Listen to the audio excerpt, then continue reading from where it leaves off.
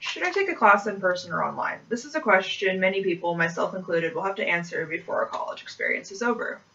It's kind of surprising to me that a lot of people don't really know the pros and cons associated with both options. Since we're all college students and we're going to have to answer this question at one point or another, I feel like it's important for us to have all of the important information associated with both options. I've taken classes both online and in person, and because of this, I feel like I have experienced both of them well enough to know what the benefits and downsides are. I did almost an entire year of high school online. It was rough.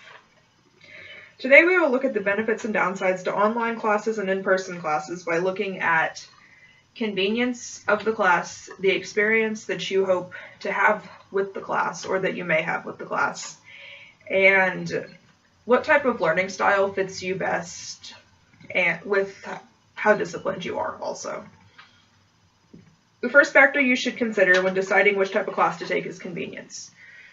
A lot of people think that in-person classes can be really inconvenient because they have things like mandatory attendance that affect your grade. They are held in the same time and place for every single meeting, so it's not really flexible as to when you can go. And you'll have to drive or walk to class. So for some people, having to even go is inconvenient. I myself feel like I'm one of those people, but that's not the point. With online classes, your attendance is required, but it's via online presence. So you don't even have to leave your house to do it. I mean, you can do it wherever you are, and you can do it whenever it fits into your schedule, which I think a lot of people think is a really nice thing. It's really not.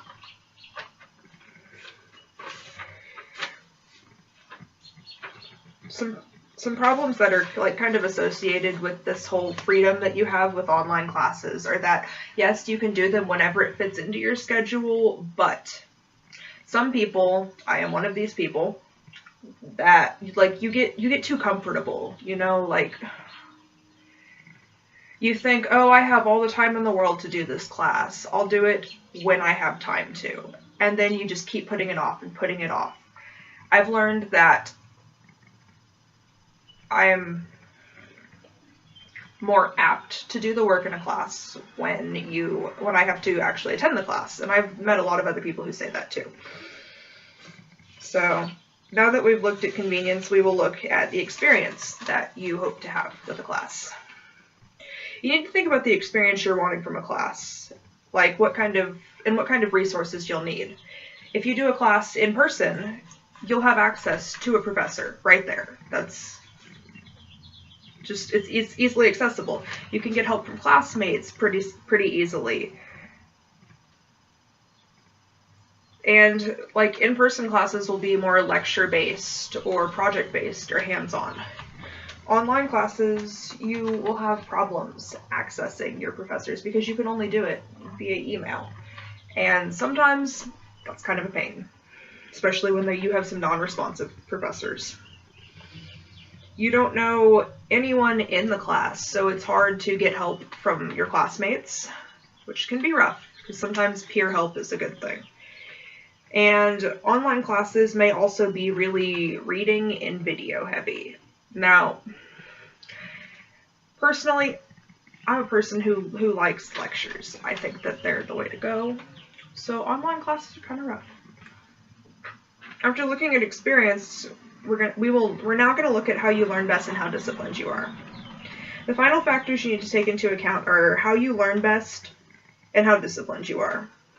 And I'm going to start this off with a quote from an article from the February 18th, 2013 New York Times. It's from an editorial that did not have an author linked to it, which I thought was kind of weird, but whatever. It said, courses delivered solely online may be fine for highly skilled and highly motivated people, but they are inappropriate for struggling students who make up a significant portion of college enrollment and who need close contact with instructors to succeed.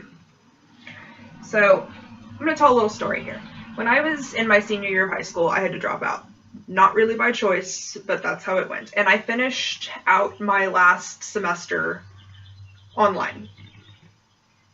But my last semester took me a whole year because I got far too comfortable with the thought of, I have so much time to do this, it'll get done when I have more time to do it. I ended up doing an entire semester's worth of classwork in 2 weeks, and only because I knew that if I didn't do it, I wouldn't graduate. I learned from online courses that I am more of a... I prefer lectures, so I mean, obviously I learn pretty well from audio and also from visuals, but not from videos. It's really hard to keep focused on videos. But you have to stay disciplined if you're going to take online courses. You don't really have an option, because if you let yourself get off track, it's going to be too hard to get back on track, and you'll screw yourself. Today we